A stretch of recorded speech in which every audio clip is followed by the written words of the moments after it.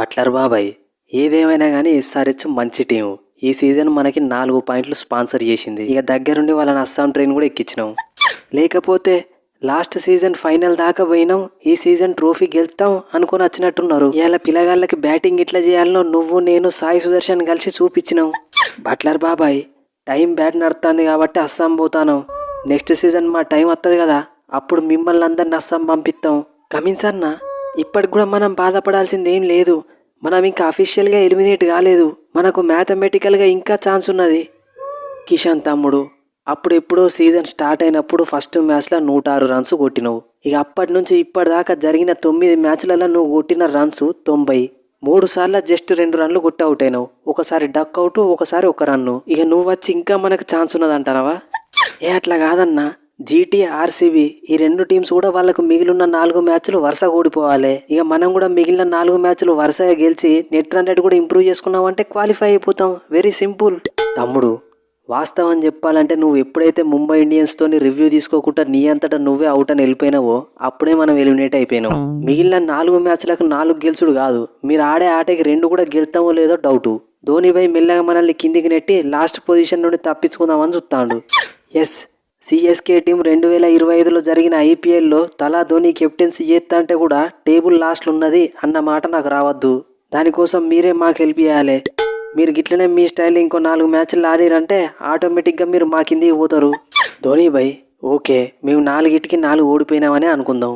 మీరు మాకంటే మీదికి రావాలంటే నెక్స్ట్ 4 మ్యాచ్లలో కనీసం 2 అయినా గెలవాలి. గెలుతారా మీరు? అంత కెపాసిటీ ఉన్నదా? ఒక పని చేయాలి, మీకు ఎట్లాగో పాయింట్స్ రావు కాబట్టి నెట్ రన్ రేట్ కోసం ఆడుల్లి.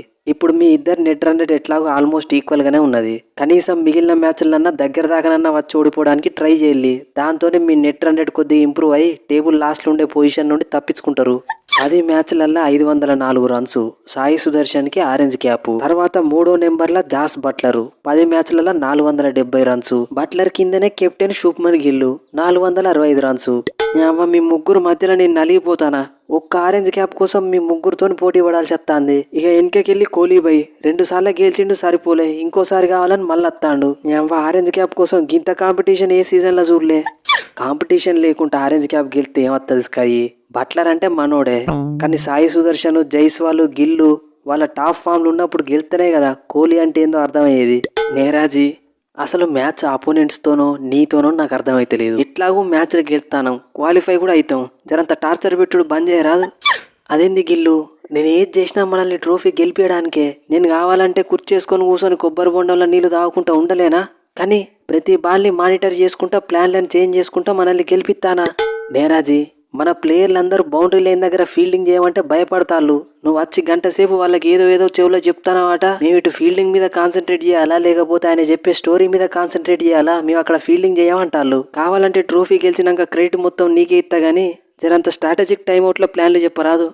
వాస్తవం చెప్పాలంటే నెక్స్ట్ మ్యాచ్లో డైరెక్ట్ గ్రౌండ్లోకి వచ్చి ఆపోజిట్ టీం బ్యాట్స్మెన్లకు కూడా అడ్వైస్ ఇద్దాం అనుకుంటానా? ఏమంటావు? ఇక అనేది ఏమున్నది అన్న, మేము అంటే నువ్వు వింటావా? నీ కోచింగ్లో నా కొబ్బరి బొండం. సో దోస్తులు, మన వీడియోస్ జస్ట్ మిమ్మల్ని ఎంటర్టైన్ చేయడానికి మాత్రమే. సో జస్ట్ స్పూఫ్ మిమ్మల్ని ఎంటర్టైన్ చేయడానికి మాత్రమే. సో అట్లనే చూసి నవ్వుకోండి. ఇక వీడియో నచ్చితే మన ఛానల్ని సబ్స్క్రైబ్ చేసుకోవడం మర్చిపోకండి. ఇక అట్లనే రేపు 2 మ్యాచ్లు ఉన్నాయి. Kolkata night riders versus Rajasthan Royals, Lucknow super Giants versus Punjab Kings. ఈ వీడియో వచ్చిన గంట సేపటికి కేకేఆర్ వర్సెస్ ఆర్ఆర్ స్పూఫ్ కూడా అప్లోడ్ అవుతుంది. లింక్ కూడా డిస్క్రిప్షన్లో ఉంటుంది. అట్లనే ఎల్ఎస్జీ వర్సెస్ పీవీకేఎస్ వీడియో రేపు మార్నింగ్ వస్తుంది. ఇక సక్సెస్ఫుల్గా ఎస్ఆర్ఎస్ టీం అయితే ఎలిమినేట్ అయిపోయింది. ఇక ఎలిమినేట్ కావాల్సిందే, వేరే ఆప్షన్ కూడా లేదు. నాకు ఎందుకో ఈ సీజన్ స్టార్టింగ్లో కూడా ఎస్ఆర్ఎస్ క్వాలిఫై అవుతుందని అనిపించలేదు. ఎందుకంటే అందరు హిట్టర్లే ఉంటే కథ నడవది. టీంలో కొంతమంది క్వాలిటీ ప్లేయర్లు ఉండాలి. క్వాలిటీ అంటే గుజరాత్ టైటాన్స్కి శుభ్మన్ గిల్, సాయి సుదర్శన్ ఎట్లనో, ఆర్సీబీలో విరాట్ కోహ్లీ, దేవదత్ పాడికల్, పంజాబ్ కింగ్స్లో శ్రేయాస్ అయ్యర్, డీసీలో రాహుల్ డూప్లెసిస్. ఇక వీళ్ళ టీంలో హిట్టర్స్ కూడా ఉంటారు. For example Sherfane Rutherford, Tristan Stubbs. ఆర్సీబీలో టిమ్ డేవిడ్. ఇక ఎస్ఆర్హెచ్ మాత్రం అందరు ఒకటే స్టైల్లో బ్యాటింగ్ చేస్తున్నారు.